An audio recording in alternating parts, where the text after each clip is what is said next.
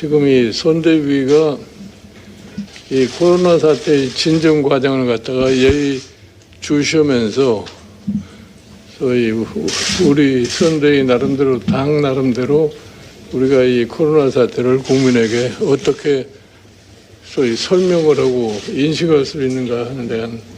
방안을 스스로 좀 도출하는 것이 시급한 과제가 아니겠느냐 이렇게 생각합니다. 우리가 지난 4.15 총선 때도 경험을 했습니다만 그 당시에는 이 코로나 사태가 초기 상황이었음에도 불구하고 그것이 그 선거에 미친 영향이 적지 않다고 이렇게 생각합니다. 일반적으로 일반 국민의 심리라는 것은 좀 불안하게 되면은 믿는 것이 결국 가서 이 정부를 믿을 수밖에 없고 변화에 대해서 별로 그렇게 관심을 안 갖는 그런 성향들이 있기 때문에 그 점을 우리가 그냥 이 제대로 인식을 하지 못하면은 이 선거 자체에도 상당한 차질을 빚을 수 있다고 그런 것을 갖다가 우리가 참 명확하게 인식을 하고서 이 사태를 갖다 우리가 좀 적절하게 대처하는 그런 방안을 강구를 하지 않으면 안 될 거라고 이렇게 생각합니다. 그래서 뭐 어저께 제가 이 선대위 회의에서 이 선대위 안에 이 코로나 대책에 대한 근본적인 방안을 좀 연구를 하는 팀을 구성을 해야 되겠다고 얘기를 하는데 이미 팀은 구성되어 있는 것 같고 이 팀이 구성되어 있는데 지금 이 코로나 대책위원회가 실질적으로 무엇을 구체적으로 할 수 있을 것인지 이에 대해서 우리 강기석 위원장님께서 좀 제대로 된 보관을 갖다 가지시고서 이걸 좀 면밀하게 좀 추진을 해 주십사 하는 이런 뜻에서 오늘 이 회의를 소집하게 됐습니다. 지금 사실 이 코로나 사태로 인해서 무슨 당장에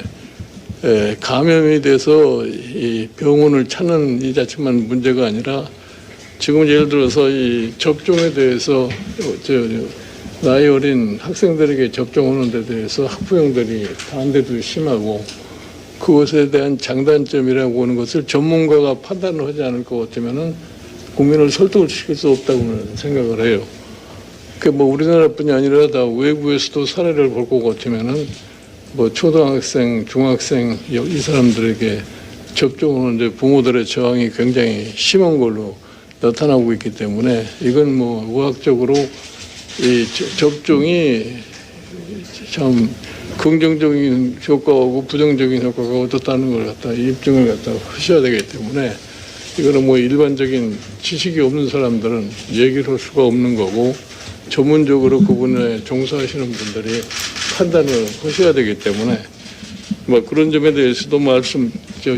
제대로 좀 대책을 강구를 해 주셔야 되겠고 그다음에 사실은 이 문재인 정부가 초기에 코로나 사태를